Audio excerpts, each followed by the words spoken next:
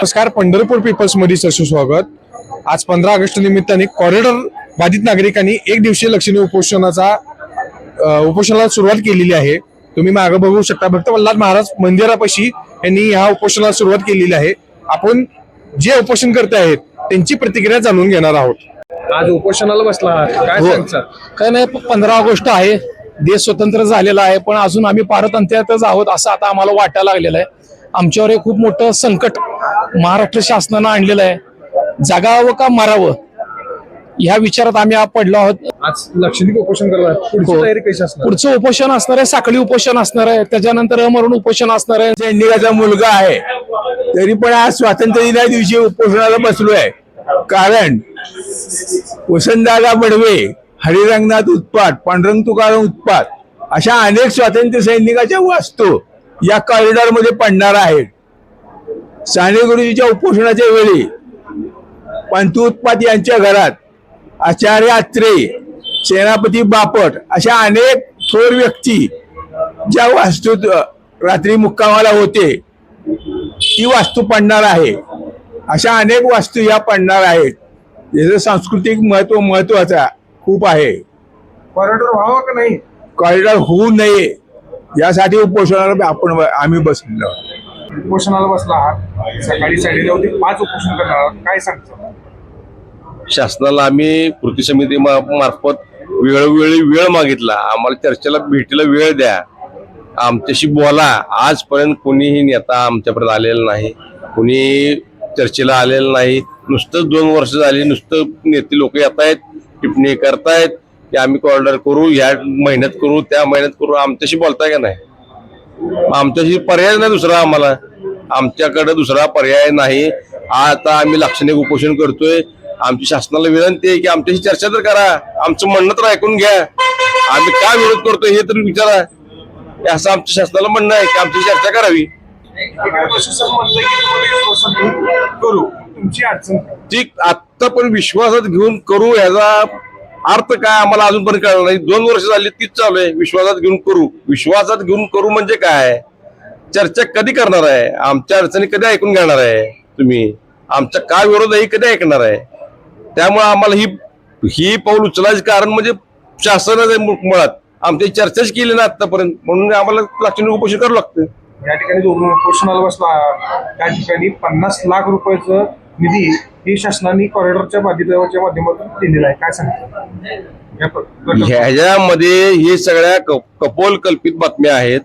नक्की काय आहे अजून त्यांनाही माहित नाही। नक्की काय आमचं म्हणणं आहे, तुमचं काय प्लॅन आहे ते अजून शासन ठेवा ना समोर, लोकांसमोर, वारकऱ्यांसमोर ठेवा। प्लॅन तुमचाच नाही अजून कुठलाही, आणि तुम्ही पुढच्या महिन्यात कॉरिडॉर करणार आहे, 2 महिन्यात सुरू करणार आहे, 3 महिन्यात सुरू करणार, तुमचा नकाशा नाही आहे, प्लॅन नाही आहे, चर्चा नाही, कोणाला काय देणार आहे ती फिक्स अजून नक्कीच तुम्ही सांगत नाहीये।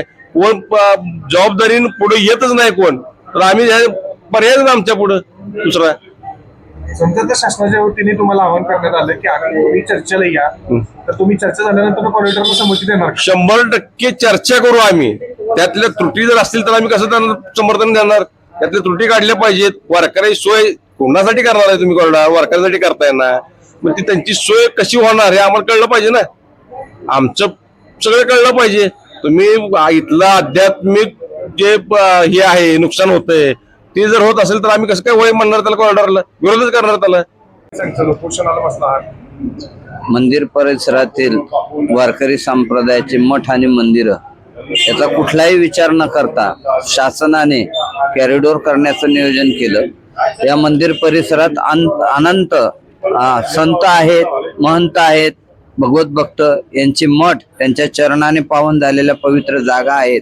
या सर्वावर जर कॉरिडॉर करून उद्ध्वस्त करण्याचा घाट घालत असेल आणि तसं जाहीर केलेलं आहे, त्याच्यामुळे आजच्या पवित्र दिनी आम्ही कॉरिडॉरचा विरोध म्हणून या ठिकाणी उपोषणाला बसलेलो आहोत। उपोषणाला काय सांगता?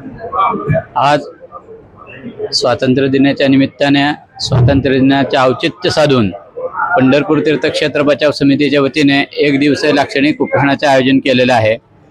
सरकारने एक खोटे ट्रायल चालवली आहे की अनेक बाधितांचा व सर्व बाधितांचा या कॉरिडॉरला पाठिंबा आहे, तो पाठिंबा नाहीये, कोणाचाही पाठिंबा नाहीये या विध्वंसाला. तो दर्शवण्यासाठी, त्या कॉरिडॉर या प्रकल्पाला विरोध करण्यासाठी आम्ही आज या ठिकाणी जमलेलो आहोत आणि या निमित्ताने आम्ही दाखवून देत आहोत की आमचा कॉरिडॉरला विरोधच आहे. चुकीच्या प्रकल्पाला अखिल भारतीय मराठा महासंघाने आमचा पाठिंबा बी आहे. क्वारंटाईनमध्ये मी बी जाणारच आहे, पण क्वारंटाईन होऊ नये असं माझं मत आहे. कारण का आज पंढरपुरात वाऱ्या 4 मोठ्या वाऱ्या असतात, 12 एकादश असतात आणि 12-15 दिवसाची एकादश बी असतात की ही वारी चुकली तर माणूस पुढच्या वारीला येऊ शकतो. कारण का हा पाऊल येणारा वारकरी आहे, हा श्रीमंताचा वारकरी नाही. जसं शिर्डी असेल, बालाजी असेल, अशी वारकरी ह्या भागामध्ये नाहीत. तो स्वतःच्या पायाने येऊन, चालून येऊन दर्शन घेऊन जाणार आहेत. कुणालाही त्रास न करणारा हा वारी असा भरतो आणि हा सोहळा भरतो. लोकांना घर जाणार त्यांना पाडू नये असं माझ्या म्हणणं आहे. असं कारण वेगळा विकास करावा शासनाने, तर हे पाडण्याचं काम त्यांनी करू नये. देवेंद्र फडणवीस साहेब वारीच्या अगोदर त्यांनी सांगितलं होतं की कॉरिडॉर वादितांना आम्ही विश्वासात घेऊन कॉरिडॉर काय सांगतो तो देवेंद्रजींनी सांगितलेला विश्वास कुठं सापडत नाही आहे. त्याच्यामुळं आज 15 ऑगस्ट स्वातंत्र्य दिनाच्या निमित्तानं आज या ठिकाणी शासनाला आम्ही आव्हान करतोय की 1947ला आम्ही जरी स्वतंत्र झालेलो असलो, तो ब्रिटिशांच्या तावडीतून आम्ही स्वतंत्र झालो, मात्र ते स्वातंत्र्य आमचं हिरावून घेण्याचा प्रयत्न जसं हे युती शासन आलेलं आहे तशा पद्धतीचा तो प्रयत्न होतोय. म्हणून आज आम्हाला 15 ऑगस्टला या ठिकाणी बसण्याची वेळ आलेली आहे. कारण स्वातंत्र्य त्यालाच म्हणावं, स्वराज्य त्यालाच म्हणावं, किंवा लोकशाहीची व्याख्या करताना लोकांसाठी चालवलेलं राज्य म्हणजे लोकशाही असं म्हटलं जातं. मात्र या ठिकाणी अत्यंत हेकेखोर पद्धतीनं, हुकुमशाही पद्धतीनं लोकांच्या भावनांचा, मतांचा कुठलाही विचार न करता कायद्याचा धाक दाखवून, त्याचप्रमाणे काही लोकांच्या मध्ये बुद्धिभेद पसरवून, परस्परामध्ये भांडणं लावून, गटतट निर्माण करून, जी इंग्रजांच्या नीतीनं तोडा आणि राज्य करा, डिवाइड अँड रूल या पद्धतीचं उपक्रम एक आपलं शासन ज्याला आपण म्हणतो ते राबवत आहे. ही उद्विग्नता लक्षात घेऊन गेल्या 4 वर्षापासून खरं तर हे सगळे आंदोलनं चालू आहेत. मात्र आज या आंदोलनाला एक वेगळी दिशा देण्याच्या दृष्टिकोनातून आज या ठिकाणी पंढरपुरातील सर्व या ठिकाणी मंदिर परिसरातील जे नागरिक आहेत यांनी शासनाला या लाक्षणिक उपोषणाच्या द्वारे एक जो जसा पद्धतीनं 1857चा उठाव झाला होता तशा पद्धतीचा उठाव या पुढच्या काळामध्ये होण्याची शक्यता आहे.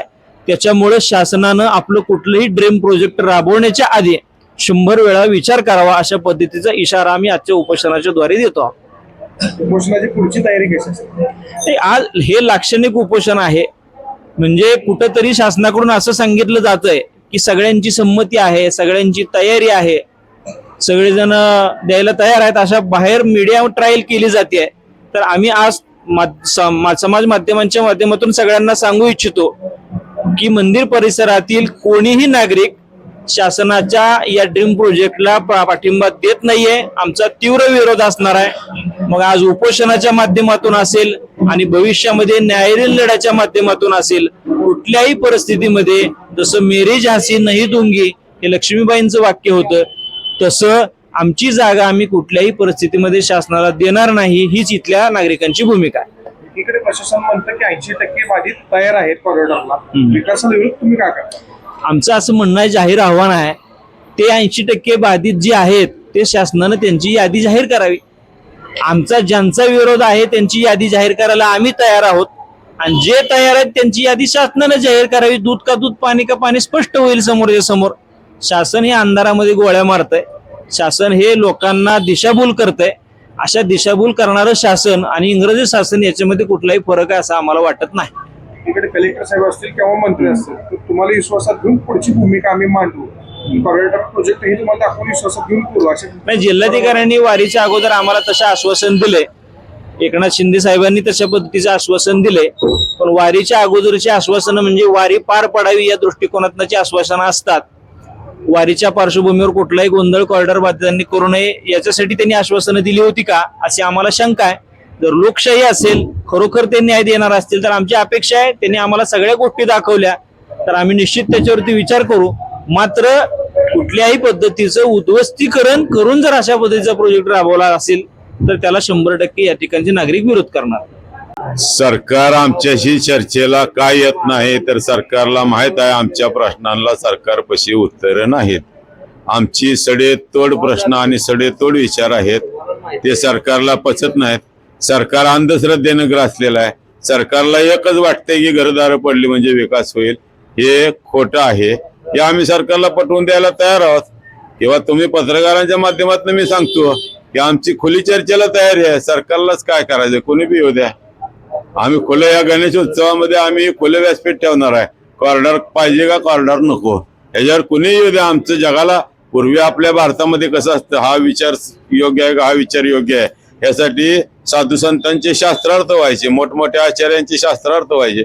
तसं आम्ही वादविवादाला तयार आहोत.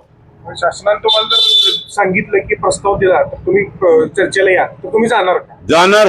आम्हीच सरकारला 10 वेळा प्रस्ताव दिलेत. सरकार एकदा आलं नाही आमच्या पुढं. सरकार घाबरते आम्हाला कारण सरकारच्या अंतःकरणामध्ये खोट आहे. आमच्या अंतःकरणामध्ये खोट नाही. आणि सरकारचा आजपर्यंत आपण सिबिल खराब आहे म्हणतो ना तसं सरकारचा सिबिल खराब आहे. कारण सरकारने गुंतवणूक केलेल्या अनेक इमारती कशा ओस पडलेल्या आहेत हे आम्ही रोज दाखवतो. हो आम्ही तुमच्या बरोबर पत्रकारांना घेऊन आम्ही एक फेरी काढलेली होती की सरकारी वसाड पडाक जागा त्यात अजूनही तशाच पडीक आहेत. आणि ह्या जागा जो गावापासल्या जागा सरकारला बिल्डरांच्या आणि उद्योगपतींच्या घशात घालायच्यात म्हणून ही कारस्थान आमची घरदारं पाडायची चालू आहे. वारंवार सरकारकडून घोषणा होत आहे कृत्य होत आहे की विश्वासात घेऊन करू. पालकमंत्री असतील मंत्री असतील आणि मुख्यमंत्री असतील काय सांगतात? विश्वास या शब्दाचा अर्थ आधी एकदा तुम्ही हुडकून काढा असं मी सरकारला सांगतो. कारण मराठीत म्हण आहे विश्वास पानिपतावर गेला तो पानिपतात मेला तसं चाललेलं आहे यांचं. विश्वासात घेतलं तर आम्ही तर उघड बसलोय. उघड आमचं आव्हान आहे सरकारला चर्चेला विश्वासाला यायलाच तयार नाहीत ते.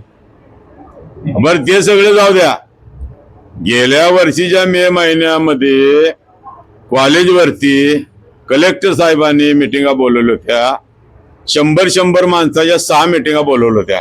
त्या प्रत्येक 100 माणसाच्या एका मिटिंगमध्ये 25 माणसांनी माईक घेऊन बोललेले आहेत आणि प्रत्येकाने लेखी आपलं म्हणणं दिलेलं आहे.